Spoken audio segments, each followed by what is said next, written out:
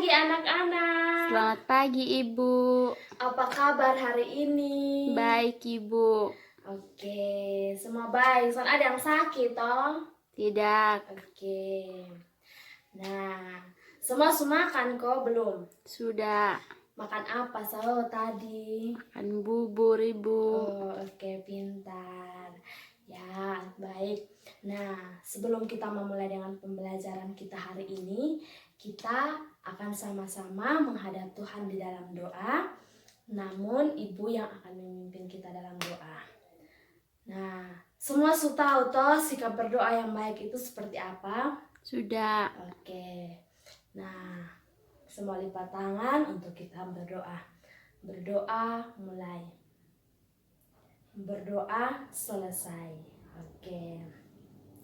Nah, silahkan anak-anak menyiapkan buku untuk pembelajaran kita hari ini. Nah, ada yang tahu kok ini hari kita mau belajar apa? Tidak. Oke, belum ada yang tahu toh? Iya. Nah, sebelum kita mulai pelajaran, Ibu akan mengecek kehadiran. Jadi yang alpa dikatakan alpa, yang sakit bilang sakit, dan yang hadir bilang hadir. Tahu kok? Sudah. Oke. Devantri Talo. Hadir Ibu. Oke. Mita Tefnai. Hadir Ibu. Oke. Rafa Teflopo. Hadir Ibu. Oke. Ya, baik. Nah, semua hadir toh? Tidak ada yang alpa, tidak ada yang sakit toh, semua hadir. Oke. Nah, sebelum kita memulai dengan pembelajaran, Ibu akan membacakan tema dan subtema serta pembelajaran kita hari ini. Nah, tema kita yaitu tema 1, organ gerak hewan dan manusia. Subtema 1, organ gerak hewan. Dan pembelajaran 1 memuat 2 mata pelajaran, yaitu pelajaran Bahasa Indonesia dan pembelajaran IPA. Oke. Nah, di sini Ibu ada menyiapkan beberapa media dan anak-anak sudah lihat toh ada di depan toh. Iya. Oke. Nah, tujuan pembelajaran kita hari ini yaitu yang pertama,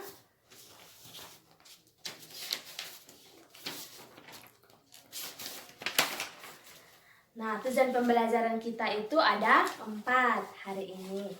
Jadi, pertama, membaca teks tentang organ gerak hewan dan manusia, dan siswa mampu untuk menyebutkan alat gerak hewan dan manusia secara benar. Yang kedua, dengan kegiatan membaca cerita, siswa dapat menentukan ide pokok dari setiap paragraf. Dan ketiga, dengan menulis, siswa dapat mengembangkan ide pokok menjadi suatu paragraf. Dan yang keempat, dengan berdiskusi bersama-sama dengan kelompok, siswa mampu menyebutkan apa itu pengertian, fungsi, dan bagaimana cara menentukan ide pokok dalam suatu paragraf dengan percaya diri. Oke, jadi tujuan pembelajaran kita hari ini ada berapa anak-anak? 4 Ibu. Oke, nah sekarang Ibu mau tanya, di rumah anak-anak ada punya hewan peliharaan atau tidak? Ada Ibu. Nah, anak-anak bisa sebutkan hewan-hewan apa yang ada di rumah? Kelinci, anjing, anjing, kambing, kucing. Nah, hewan-hewan di rumah ada banyak toh? Iya. Nah, oke, pintar. Anak-anak pintar sudah bisa menyebutkan hewan-hewan yang ada di lingkungan. Nah, hewan-hewan yang ada di lingkungan itu hewan-hewan biasa bergerak menggunakan alat gerak apa? Kaki, tangan, dan lain sebagainya. Nah, Ibu mempunyai suatu percakapan.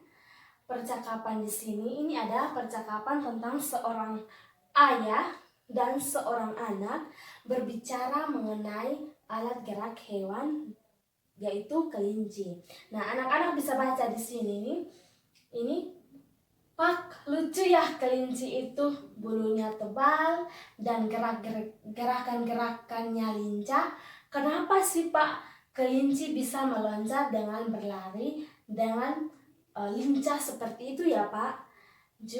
Dan jawab Pak, benar, kelinci dapat bergerak lincah karena didukung oleh organ-organ gerak. Pada dasarnya, organ gerak kelinci serta hewan lainnya hampir sama dengan organ gerak manusia. Oke. Jadi tanpa organ gerak tidak bisa melakukan suatu kegiatan apapun di rumah dan di tempat yang lain. Nah, Ibu ada di sini. Ibu memiliki contoh alat gerak hewan. Yang Ibu ambil contoh di sini adalah kelinci. Anak-anak sudah pernah lihat kelinci kok belum? Sudah. Kelinci ciri-ciri kemana? Lucu, imut, terus mempunyai kaki, tangan, bulu yang lembut dan lain sebagainya. Nah, alat gerak hewan kelinci yang paling lincah itu apa? Tangan kok kaki? Tangan dan kaki. Oke. Nah, anak-anak bisa lihat di sini ada organ gerak kelinci itu ada tengkorak. Tengkorak itu di bagian kepala. Terus ada tulang leher. Ada tulang kaki bagian depan. Terus tulang kaki bagian belakang. Terus ada memiliki ruas-ruas tulang belakang. Oke. Nah, hewan sah punya alat gerak. Tentu saja manusia juga memiliki alat gerak. Nah, anak-anak bisa lihat di sini nih. Ini ada contoh alat gerak hewan. Alat gerak manusia. Nah, manusia mempunyai alat gerak. Di sini ada tengkorak sama dengan hewan juga punya tengkorak, manusia juga punya tengkorak. Manusia punya tulang leher, ada tulang lengan, ada tulang betis di kaki, ada tulang paha, tulang dada, tulang rahang bawah, dan tulang tangan. Nah, alat-alat gerak pada manusia ini yang bisa membantu kita untuk melakukan suatu kegiatan atau aktivitas di rumah. Oke, semua pintar, tepuk tangan. Nah, dari gambar di sini Ibu mempunyai suatu cerita. Ibu tanya, anak-anak suka cerita kosong deh. Suka Ibu. Cerita apa yang anak-anak sering baca? Cerita dongeng. Nah, cerita dongeng, ada komik, ada cerita lucu, ada puisi. Itu adalah macam-macam cerita. Nah, di sini Ibu mempunyai suatu cerita. Nah, cerita ini nanti anak-anak baca, terus anak-anak menentukan ide pokok dari bacaan yang ada. Oke.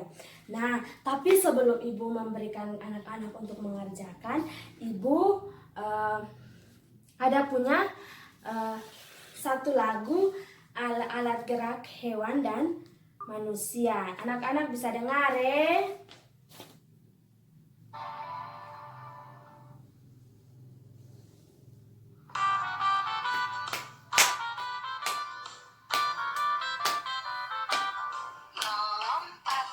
Melompat seperti kelinci. 1, 2, 1, 2, melompat yang tinggi. Berenang seperti ikan. 1, 2, 1, 2, berenang perlahan. Semua bisa toh dengar ini lagu? Bisa. Nah, dari tadi itu lagu, terus ibu ada punya cerita. Cerita di sini nih. Nanti ibu baca dia punya cerita, terus anak-anak tentukan dia punya ide pokok. Nah, setelah ibu jelaskan itu apa itu ide pokok, baru anak-anak mengerjakan soal yang ibu kasih. Oke, nah cerita di sini tentang gerak ikan di dalam air. Nah, anak-anak dengar dong. Dia cerita bilang begini. Ikan memiliki sistem gerak yang unik. Sistem gerak pada ikan berbeda dengan hewan vertebrata yang lain. Hal tersebut dikarenakan habitat ikan dalam air.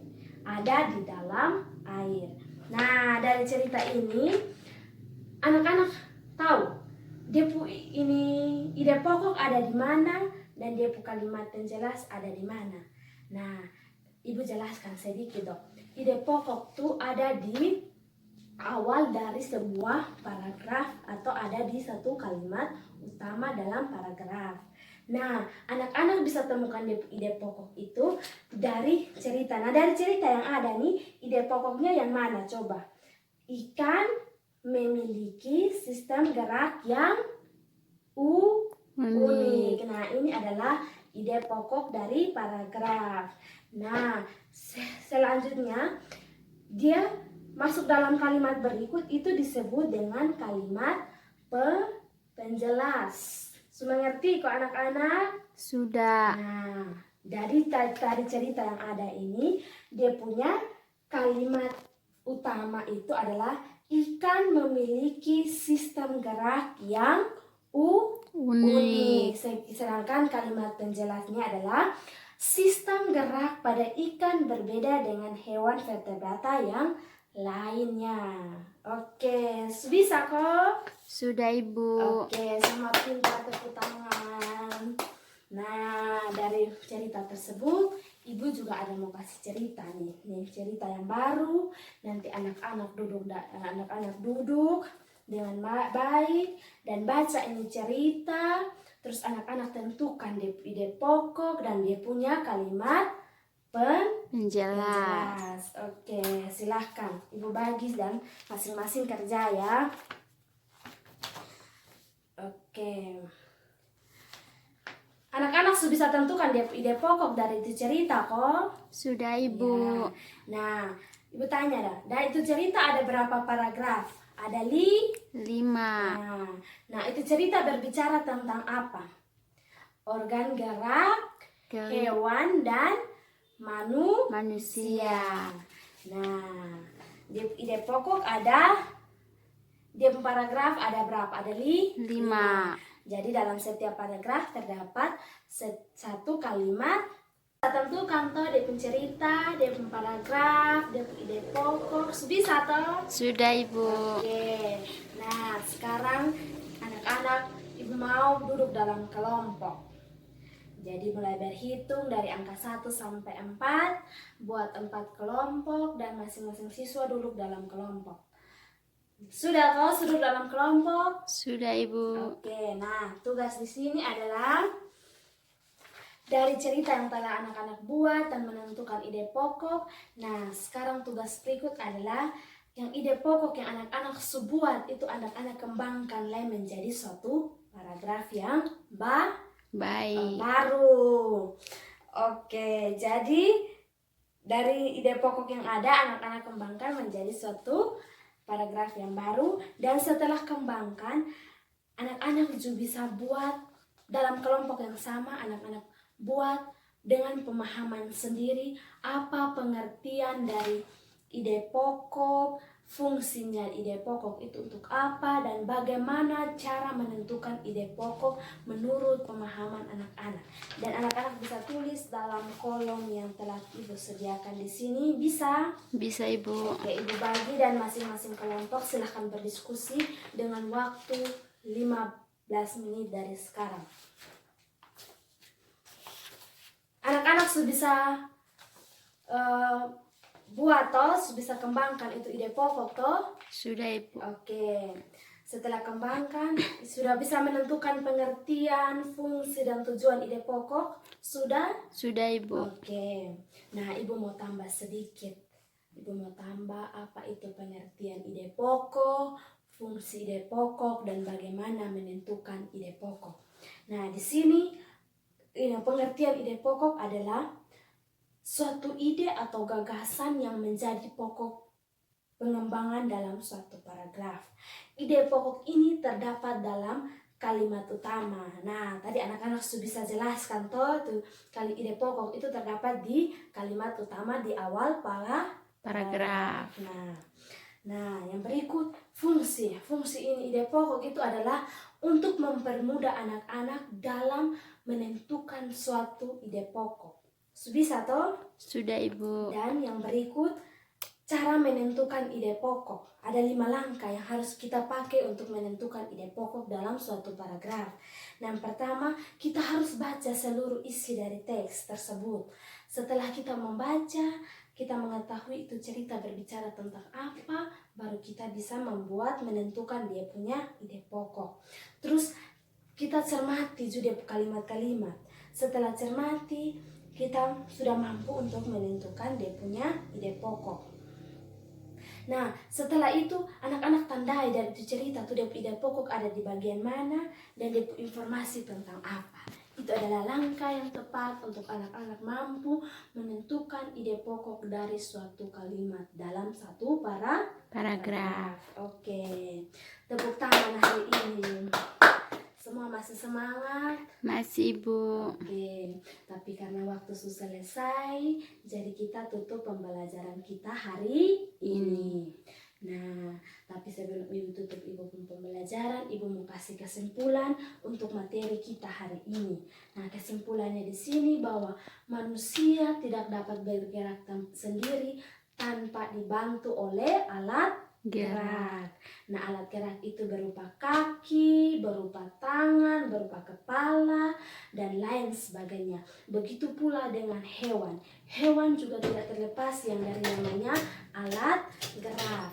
Nah, alat gerak hewan di sini adalah ada memiliki tengkorak, memiliki kaki, dan memiliki tangan. Tidak berbeda jauh seperti manusia.